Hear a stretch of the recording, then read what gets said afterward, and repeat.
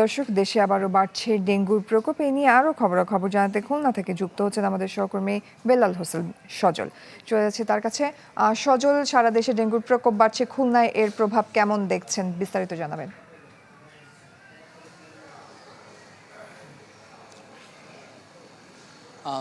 চলতি বর্ষা মৌসুমে নতুন করে আবার যে ডেঙ্গুর প্রকোপ সেটি দেশ জুড়ে বাড়ছে। পাশাপাশি খুলনা বিভাগের চিত্রটা যদি বলি, খুলনা বিভাগে প্রতিদিনই আমরা দেখছি নতুন করে 40 থেকে 50 জন রোগী বিভাগের বিভিন্ন হাসপাতালে ভর্তি হচ্ছেন।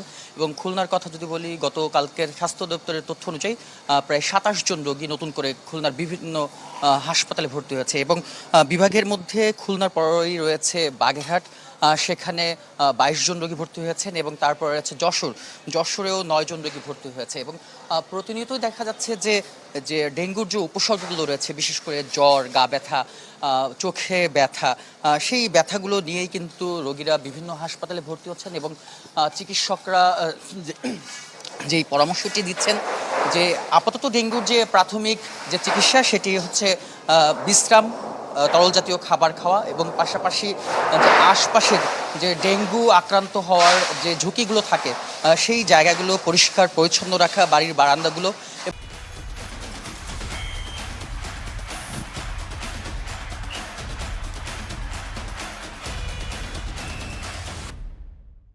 এবং আমরা দেখেছি সিটি কর্পোরেশন সহ উপজেলা প্রশাসনের পক্ষ থেকেও বিভিন্ন জায়গায় যে মশক নিধন কার্যক্রম সেটি কিন্তু চলছে। এবং এবারের যে চিকিৎসকরা যেটি বলছে, আগে দেখা যেত যে বেশিরভাগ সময় ডেঙ্গু আক্রান্ত রোগী শহরে আক্রান্ত হতেন, তবে এবারে গ্রাম অঞ্চলেও যে ডেঙ্গু আক্রান্তের হার সেটি দেখতে পাচ্ছেন।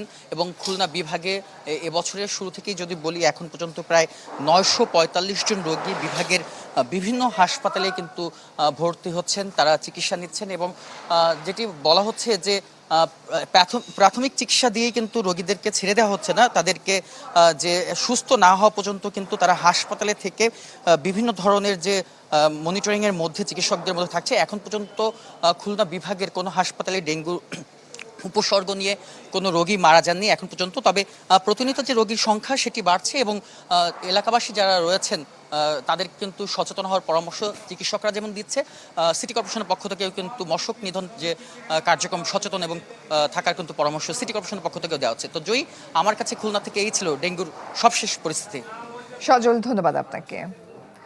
দর্শক, সারা দেশে বাড়ছে ডেঙ্গুর প্রকোপ, বিস্তারিত জানছিলাম খুলনা থেকে।